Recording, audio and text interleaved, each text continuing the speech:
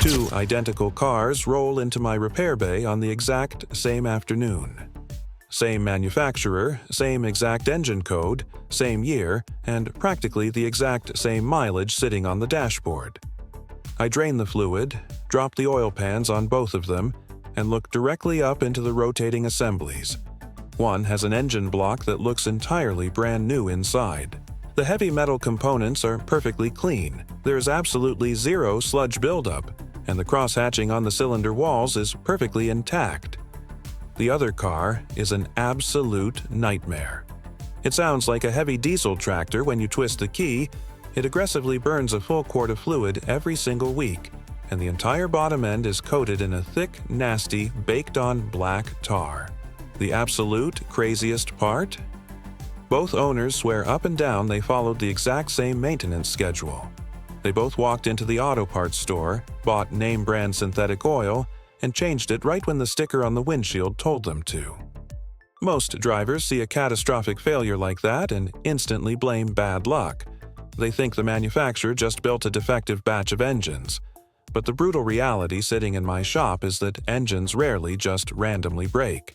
The difference between a totally pristine motor and a completely destroyed piece of heavy metal isn't luck. It comes down to a totally invisible chemical choice that almost nobody understands, and a massive marketing lie printed right on the front of your plastic oil bottle. You have to completely change the way you look at the fluid sitting under your hood right now. Most drivers treat motor oil like it is just a generic, slippery liquid you pour into a plastic hole on top of the engine to stop the metal from squeaking. That is a massive, highly expensive misunderstanding of internal combustion. Motor oil is a highly engineered thermal transfer fluid. It is actively controlling the violent, raw temperature of the internal block. It is carrying highly abrasive, microscopic metal shavings and raw carbon directly to the filter. It is physically neutralizing aggressive acids to prevent raw metal corrosion.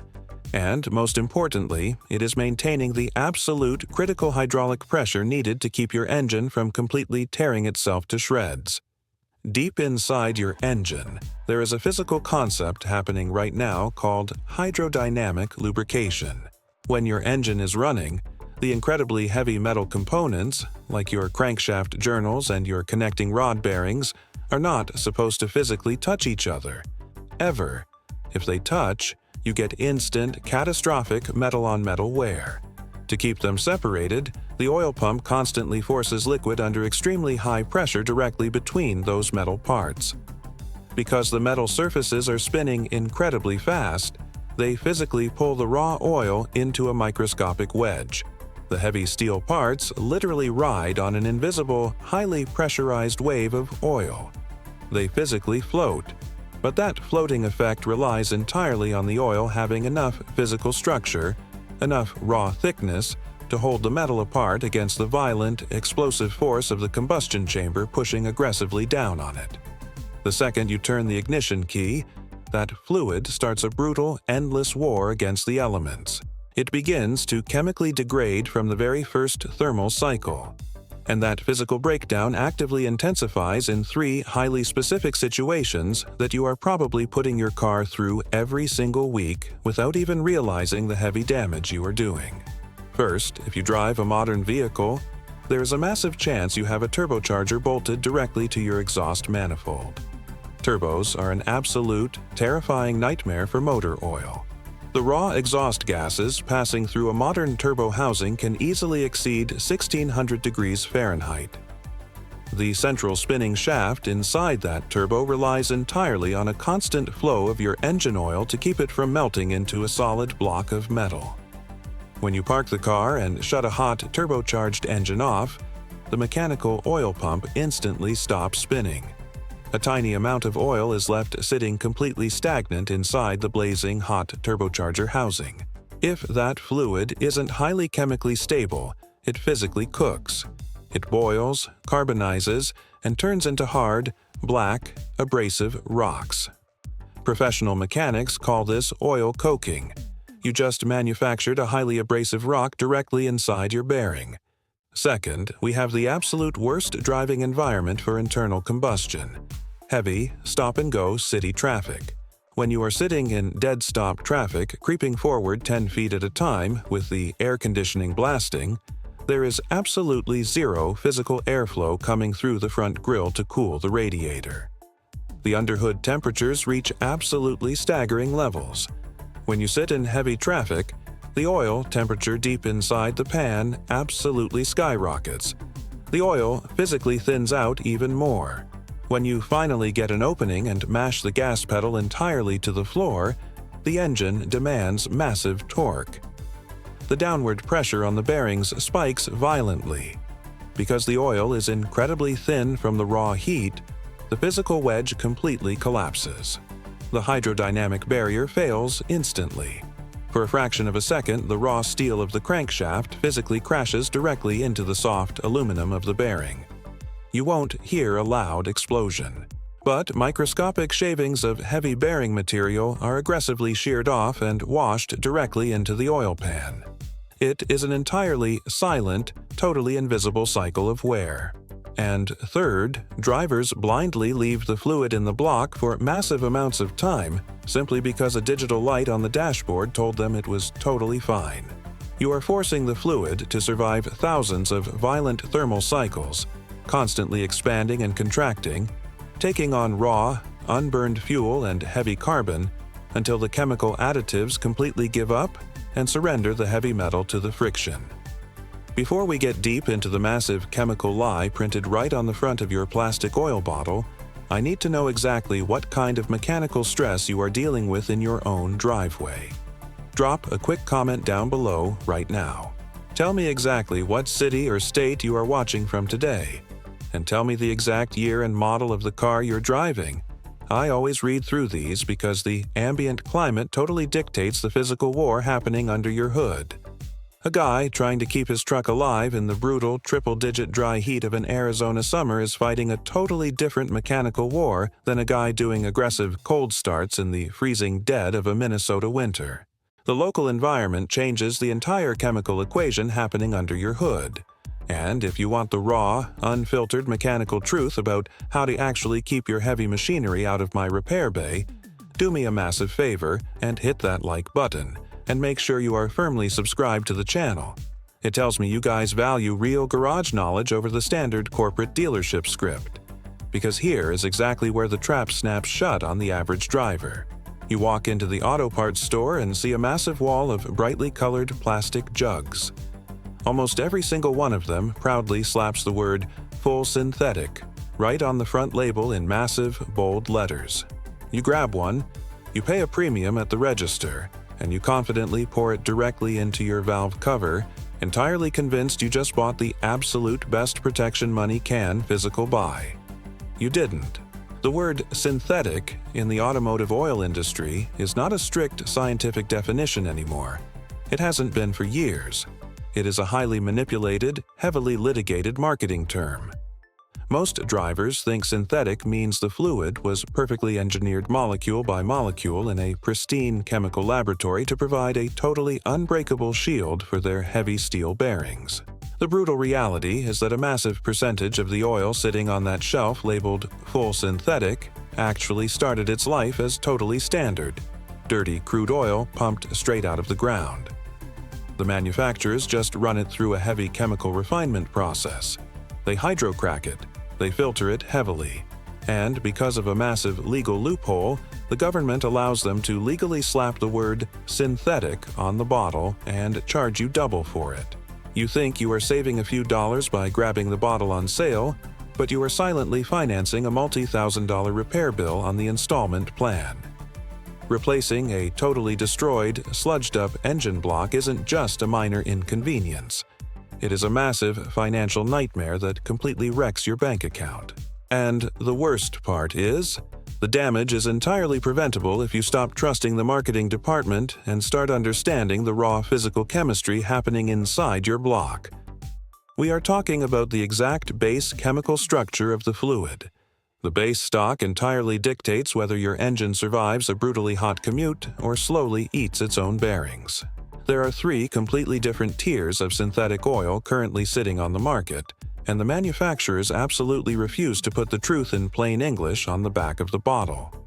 you have Group 3 hydrotreated oils, you have highly advanced GTL or gas-to-liquid formulas, and you have the absolute heavy hitters, the Group 5 ester-based fluids.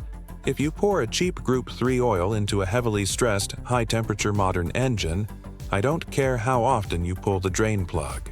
You are actively accelerating the physical destruction of your heavy metal. If you actually want to stop destroying your own machinery, you have to look right past that shiny, full synthetic label and figure out exactly what base stock is sloshing around inside your oil pan. Right now, the automotive market is totally dominated by 3 highly specific chemical structures. The absolute most common fluid sitting on the shelf at your local auto parts store is a Group 3 base stock. Mechanics refer to this as hydro-treated or hydrocracked oil. Like we talked about, it started out as dirty, heavy crude oil pumped out of the ground. The massive refineries heavily process it, strip out a lot of the nasty impurities, and chemically force the molecules to behave slightly better under pressure. Is it terrible oil? No. If you drive a naturally aspirated, non-turbo 4-cylinder, you live in a perfectly mild climate, and your daily commute is 20 miles of wide-open, totally uninterrupted highway driving, a cheap Group 3 synthetic will completely protect your engine block. The heat stays completely stable, the fluid doesn't get violently stressed, and the oil does its job. But you take that exact same cheap Group 3 oil and you pour it into a small displacement turbocharged engine, and you force that car to sit in heavy, dead-stop gridlock traffic for 2 hours every afternoon. That is where the cheap chemistry completely falls apart. Under extreme, soaking heat, a Group 3 oil aggressively oxidizes. The heavy heat physically cooks the fluid. The oil starts to aggressively thicken up, and it completely loses its ability to flow rapidly through the microscopic passages inside your variable valve, timing solenoids. It starts baking heavy, dark carbon deposits directly onto your spinning camshafts. You are silently choking the engine to death. Then you step up to the next tier, which is GTL, or gas-to-liquid technology. This is where things actually start getting highly engineered. Instead of trying to clean up dirty liquid crude oil, chemical engineers figured out how to take completely pure natural gas and physically convert it into a highly complex, crystal-clear liquid-based stock. Because it starts as a pure gas, it has practically zero of the heavy, nasty impurities found in raw crude. When you run a high-quality GTL oil, the internal engine block stays incredibly clean. It physically resists forming that nasty black sludge, and it handles heavy temperature spikes significantly better than a standard Group 3 oil. But if you want the absolute ultimate heavy metal protection, you are looking at Group 5 base stocks. Esters. This is not cheap, heavily marketed oil you buy on clearance at a big box store. Esters are true, laboratory-born synthetic fluids. They are incredibly expensive to manufacture, but they possess a physical superpower that entirely changes how an engine survives a cold start. Ester molecules are inherently polar. They possess a natural magnetic charge. When you shut your engine off on a Friday night, standard gravity pulls almost all of the motor oil entirely out of the top of the engine block and drops it right back down into the oil pan. The heavy steel camshafts and the soft aluminum bearings are left practically bone dry all weekend.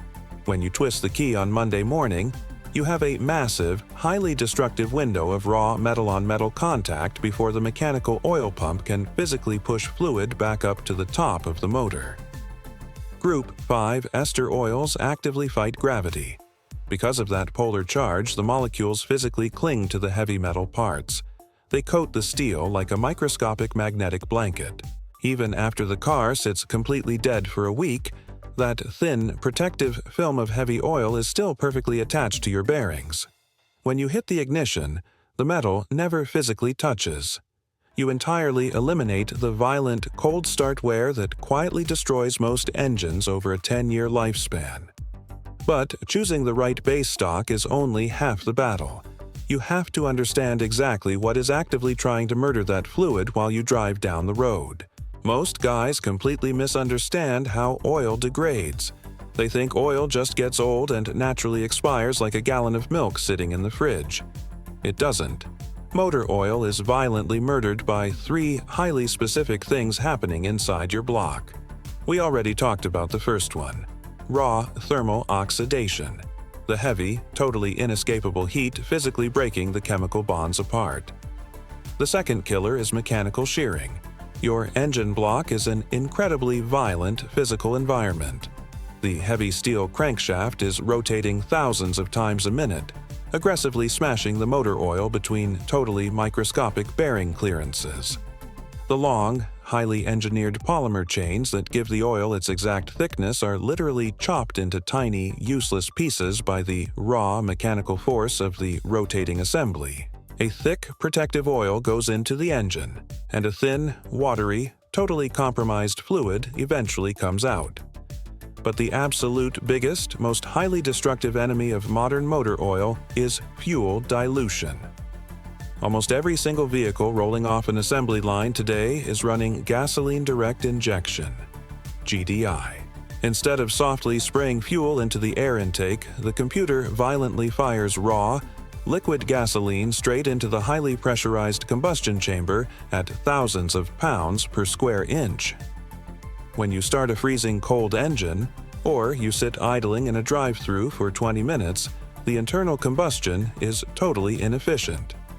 Tiny drops of raw, unburned liquid gasoline physically wash right past the heavy steel piston rings and drop directly down into your oil pan. Gasoline is a highly aggressive chemical solvent. It exists to entirely break down heavy lubricants. When raw fuel completely mixes with your motor oil, it radically thins the fluid out. It completely destroys the chemical film's strength.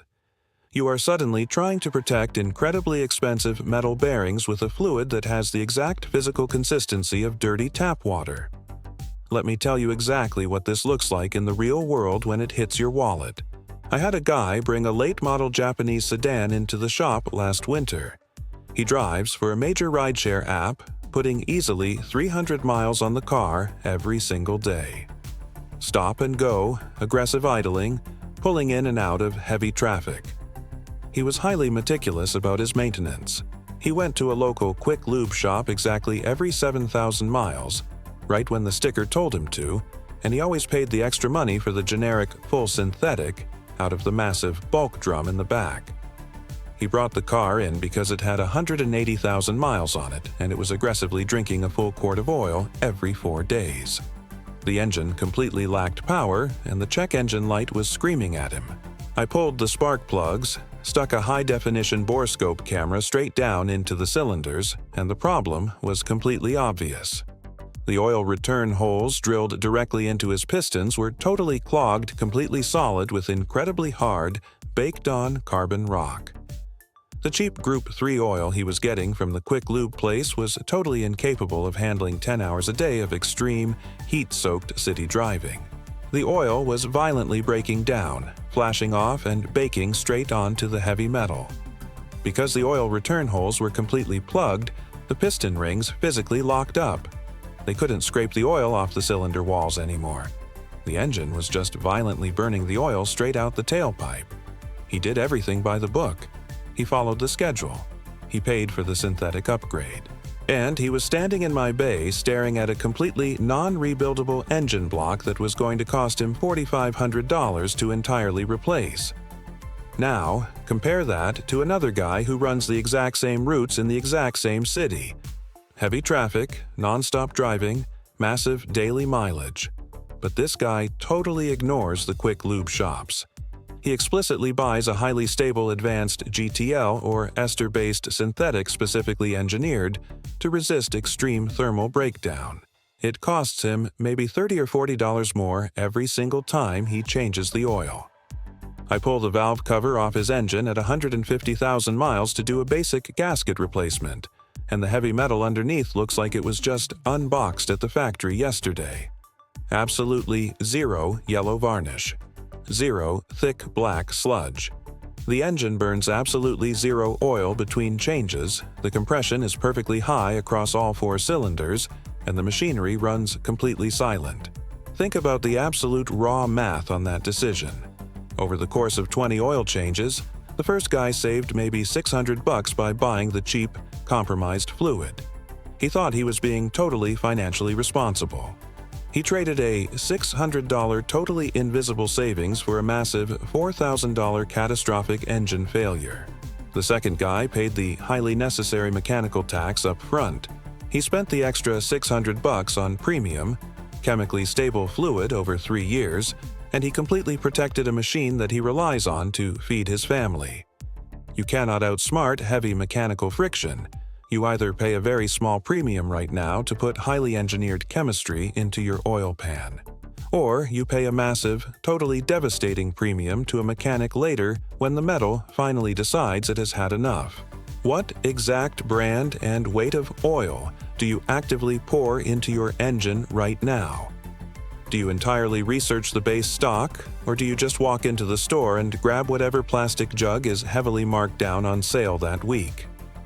Drop a comment below, be totally honest, and let me know exactly what you are trusting your engine to. Because buying a heavily engineered oil is totally useless if you don't actually understand when you are supposed to physically pull the drain plug. And this is exactly where the guys who buy the absolute best oil on the market still manage to completely destroy their engines. But I need to be completely direct with you right now, because the priority here isn't to make you waste tons of money at the auto parts store. Prioritizing the most expensive oil with the most advanced chemistry and an ester base is not a universal rule for everyone. In fact, there's a very specific scenario where buying top-tier premium oil is a complete financial mistake. If you have a simple, naturally aspirated engine, no turbo, live in a milder climate, and your daily routine is basically driving to the bakery, taking your kids to school 3 kilometers away, and heading back home, your engine never reaches its ideal operating temperature. The oil doesn't get hot enough to undergo thermal degradation. In these cases, if you use an absurdly expensive oil, you're literally throwing money away. Why? Because on short trips, the biggest enemy isn't heat, it's moisture. When you start a completely cold engine, the piston rings haven't fully expanded yet. A small amount of combustion gases slips past the rings and goes straight into the crankcase. That gas is full of moisture. Since the metal block is still cold, that moisture condenses and turns into liquid water, which mixes with your oil.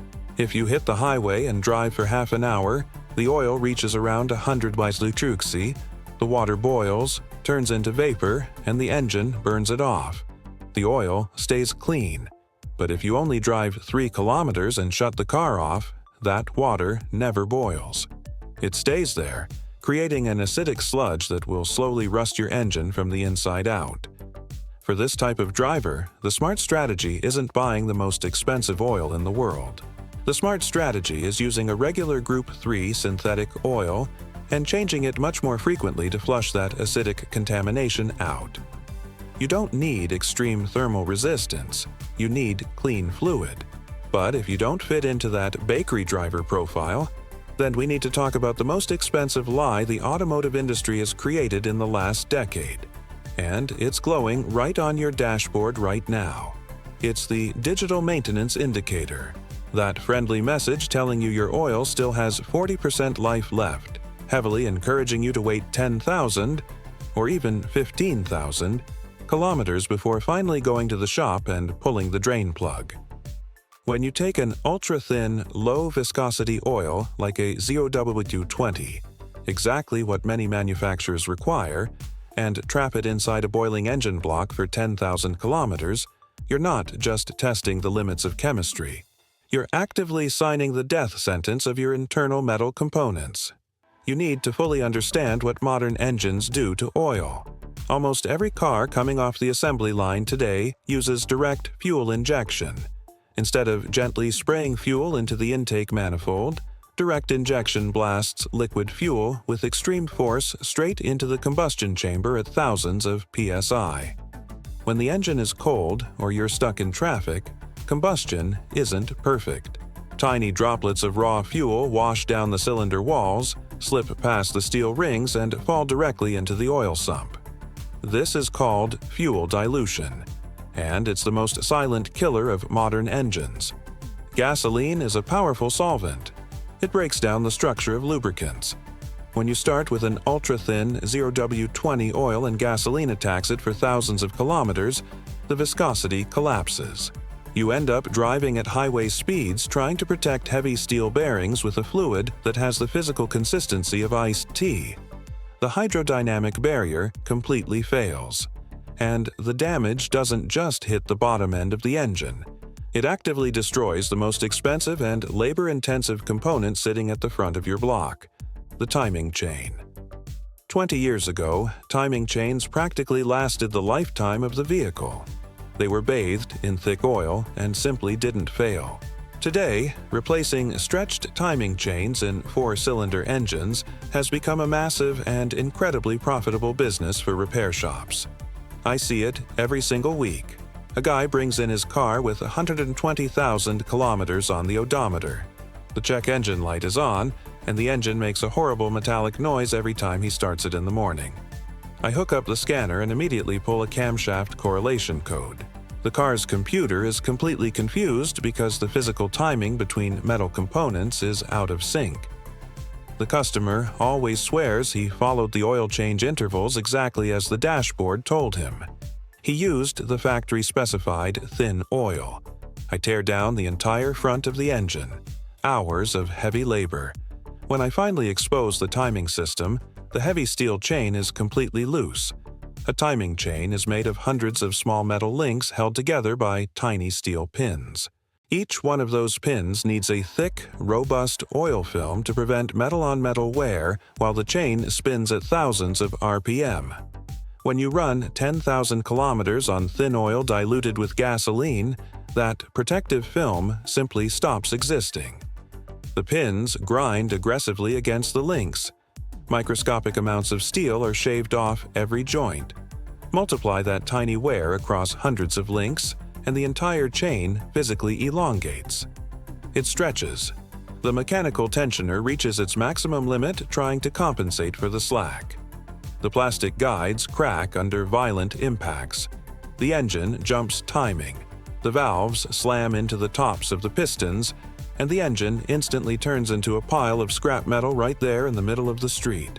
The guy tried to save the equivalent of a couple hundred rays per year by following a digital light on the dashboard and using cheap oil, and ended up destroying a highly complex machine, walking away with an 8,000 real repair bill.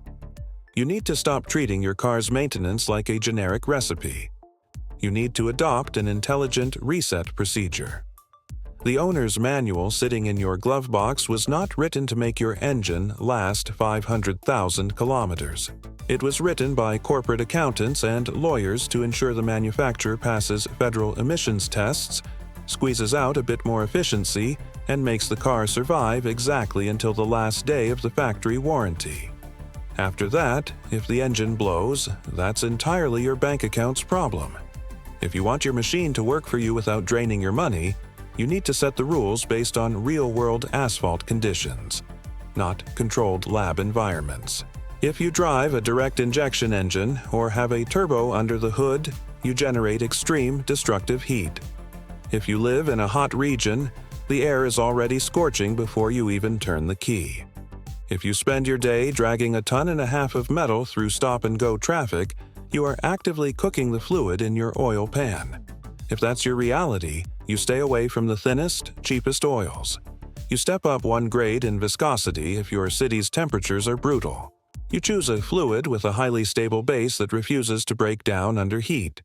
You give heavy metal bearings the physical barrier they're begging for, and you stop listening to the dashboard. You pull that drain plug every 7,000 to 8,000 kilometers max. You dump that highly acidic, diluted contamination out of the engine and replace it with fresh, aggressive additive packages ready to protect the metal. The biggest scam the automotive industry ever pulled was convincing drivers that engines simply die of old age at 150,000 kilometers. They don't die. They are slowly tortured to failure by owners who outsource maintenance intelligence to a compromised manual and a supermarket shelf. The difference between a car that becomes a bottomless pit of repair bills and a reliable machine that starts perfectly every single morning isn't luck. It's exactly how you choose to protect the metal. If this entire breakdown changed the way you look at that yellow cap under your hood, hit the subscribe button right now. Drop a comment below and tell me the highest mileage you've ever gotten out of an engine before it finally gave up. I read every single one. Protect your metal, and I'll see you in the next video.